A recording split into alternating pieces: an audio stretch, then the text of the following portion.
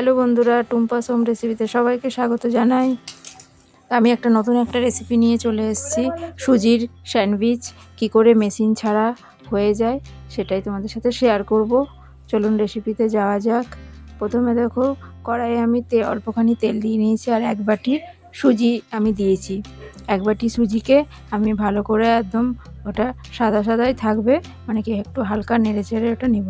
তো তার মধ্যে আমি 1 চামচ আমি চিলি ফ্লেক্স দিয়ে দিলাম। চিলি ফ্লেক্স দিয়ে আমি আরেকবার এটা নাড়াচাড়া করে নিয়েছি। তারপরে 1 বাটি সুজি, তো 2 বাটি আমি জল দিয়ে দিয়েছি। জল দেওয়ার পর এটা ফুটতে দিতে হবে। তো ফুটতে দেওয়ার পর আমি প্রথমে এটা দেখো, এটা নেড়ে চেড়ে একদম পুরো এটার সাথে মিলিয়ে নিচ্ছি। মিলিয়ে নেওয়ার পর জলটা একদম লেগে যায় সেরকমভাবে আমাকে এটা নাড়াচাড়া করতে হবে। একদম আঠা আঠা টাইপের হয়ে যাবে তখন। তো এটা আমার হয়ে গেছে, দেখো একদম আঠা আঠা। নেড়ে নেড়ে দেখো, এবারে নামিয়ে নিচ্ছি আমি। ভালো করে এটা নামিয়ে একদম ঠান্ডা করে নিতে হবে। ঠান্ডা না করলে এটা মাখানো যাবে না। তো দেখো, এবারে এটা আমি ভালো করে এটা ঠান্ডা করে নিচ্ছি।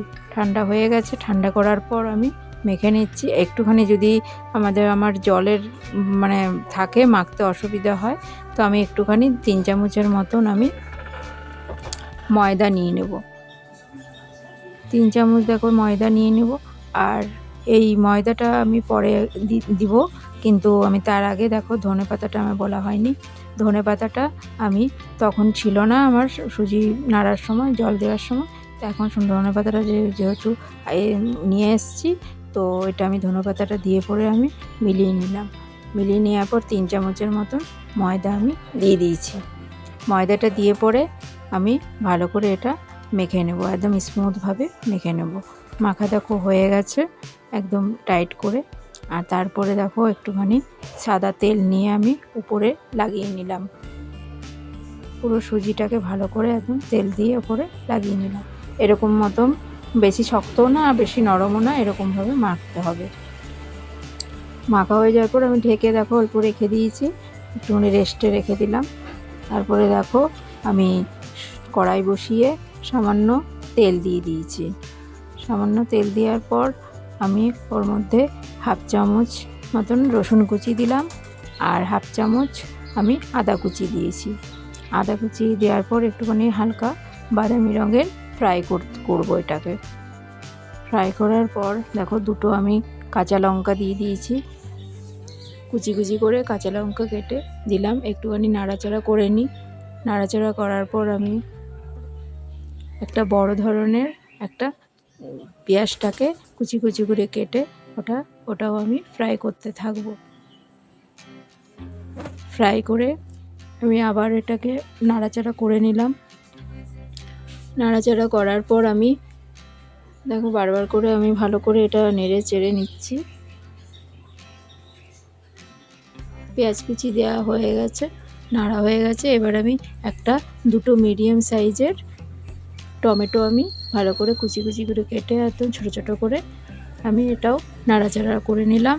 সামান্য দেখো আমি 1 চামচ লবণ দিয়ে নিয়েছি, আর ভাজা জিরে গুঁড়ো আর 1/2 চামচ হলুদ গুঁড়ো।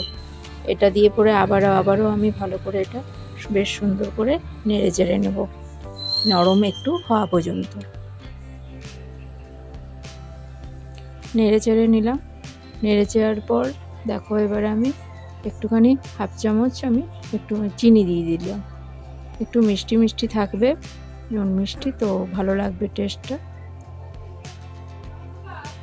এই স্যান্ডউইচটা খুব ভালো, বাচ্চাদের জন্য খুবই ভালো, লোভনীয়। করে দিতে পারো বাড়িতে টিফিন হিসাবে, জলখাবার বা স্কুলে টিফিন।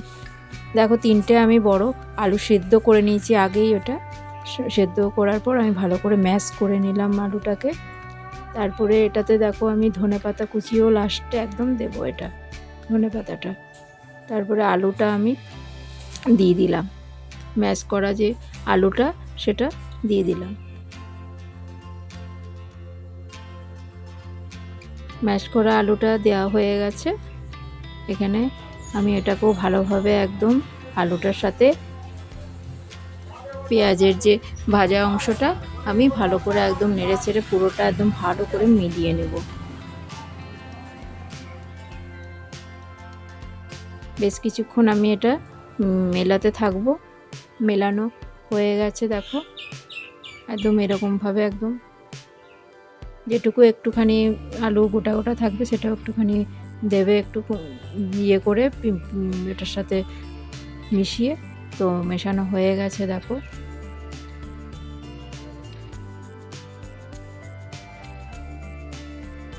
মেশানো হয়ে যাওয়ার পর এটাকে আমি ভালো করে থালাতে দেখো আমি এটা ঢেলে নিচ্ছি, একদম ঠান্ডা ঠান্ডা করে নেব এটা। এই সুজির স্যান্ডউইচটা খুব মানে সব বড় ছোট খুব সবারই খুব ভালো লাগবে। মেশিন ছাড়াও যে হয়ে যায় সেটাই তোমরা দেখো, মানে বানিয়ে নিতে পারবে। আলুটা দেখো আমি ঠান্ডা করার জন্য একটু মেলে নিচ্ছি, তারপরে আবারও আমি দেখো সুজিটা আরেকবারও একদম আমি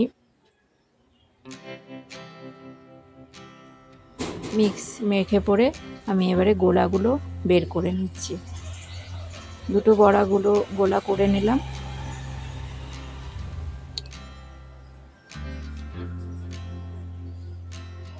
দুটো বড় গোলা করে নিয়েছি। এবারে আমি এটাকে আবার আরেকটা গোলা আমি বের করব। গোলা বের করে দেখো আমি এমনি বেলার কোনো প্রয়োজন নেই, হাতে দিলে পরে এটা বড় হয়ে যাবে, হাতে চেপে চেপে দিলে। আর একটু যদি হাতে লেগে যায় তো সুজি দিয়ে তো একটু ময়দা নিয়ে পরে এরকমভাবে হাতে ময়দা লাগিয়ে এমনি করে বড় করে নেবে যতটা দরকার বড়। সেই এটার এক একটা সাইড এরকমভাবে চৌকো শেপ যেহেতু আমি করব, তো এরকমভাবে 4টে সাইড আমার একটু একটু করে কেটে নিতে হবে। 4টে সাইড দেখো কেটে নিচ্ছি। এরকম করে 4টে সাইড আমি কেটে নিয়ে এক সাইড আমার কাটা হয়ে গেছে। এবার আরেকটা সুজির গোলা নিয়ে পরে আমি ওরকমভাবে একটু শেপ দিয়ে নেবে হাতে করে, যদি সেরকম যদি এটা শেপটা যদি একটু খারাপ হয় তো আরেকটা গোলা নিয়ে পরে এরকমভাবে আমি করে নিলাম। ভিডিওটা দেখে পরে একটু প্রিয়জনদের সাথে শেয়ার করে দিও ভালো লাগলে। আর ভিডিওটা যদি একটুখানি ভালো লাগে তো লাইক করে পাশে থেকো। দেখো আলুটা আমি যে আলুর স্টাফিংটা তৈরি করে রেখেছি সেটা আমি মানে বেশি কমও দেবো না আবার বেশিও দেবো না, দিয়ে পরে পুরোটাতে দিয়ে পরে সুজির স্লাইস যে কাটা আছে সেটা আমি আবার উপরে চাপিয়ে দিলাম।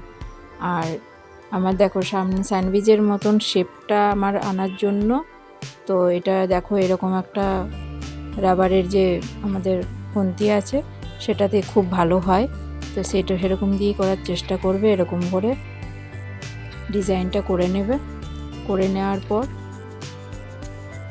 হালকা কম তেলেও দিতে পারো, এর থেকে কমও দিতে পারো। তা আমার এতটা এরকমই দিলাম, তেল একদম টানবে না। এপিট ওপিট ভালো করে ফ্রাই করে নিও হালকা দিয়ে। আমার দেখো হয়ে গেছে, ভাজা হয়ে গেছে। এবারে সস দিয়ে আমি এটা পরিবেশন করব। দেখো একটু শসা দিয়ে দিলাম গোল চাকচাক করে কেটে, আর 2 টুকরো পেঁয়াজ দিলাম। এটা বাড়িতে মানে জলখাবারের সময় এরকমভাবে ডেকোরেশন করে সাজিয়ে দিলে খুবই মানে লোভনীয় একটা রেসিপি। আর ধনেপাতা দিয়ে টমেটো দিয়ে স্যালাড একটার মতন করে নিলাম। আর দেখো ভালোভাবে দেখো কত সুন্দর দেখতে হয়েছে, দেখে একদম লোভনীয় লাগছে। এরকম যদি বাচ্চাদেরকে আর বড়োদেরকে বাড়ির মানুষদেরকে যদি দেওয়া যায় তো কত সুন্দর, মানে খেয়েও আনন্দ পাবে আর দেখে তো খুবই ভালো লাগছে আমার। তো এরকমভাবে সুজি স্যান্ডউইচটা কেটে পরে সার্ভ করে দেবেন। আর ভিডিওটা যদি আমার ভালো লেগে থাকে তো লাইক ও সাবস্ক্রাইব ও কমেন্ট করবেন অবশ্যই ভালো লাগলে। কেমন হয়েছে আমার রেসিপিটা কমেন্ট করে জানাবেন। নমস্কার বন্ধুরা।